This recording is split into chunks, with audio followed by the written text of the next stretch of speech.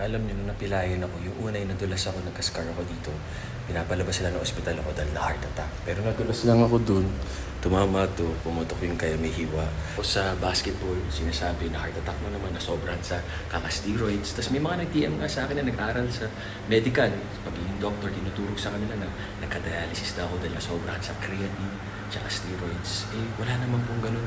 Sobrang healthy po ako, nag-marathon pa ako, triathlon. Hanggang nag-workout pa rin ako. Marami talaga naninira, kahit mga taong educated. Hindi nila alam yung buong story or may galit lang sila. Natural lang talagang ganun ang buhay. Galit na galit sila sa pagmumukhang to. Tapos galit na galit sila sa katawan ko. Puro ko lubot daw. Wala daw akong abs.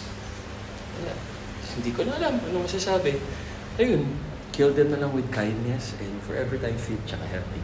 Maraming salamat sa inyong lahat. Thank you. Sana support niyo yung mga kanta namin, musika namin, at yung mga fitness at relationship advice. Tama kayo, mali. Ako, as your doctor, do what works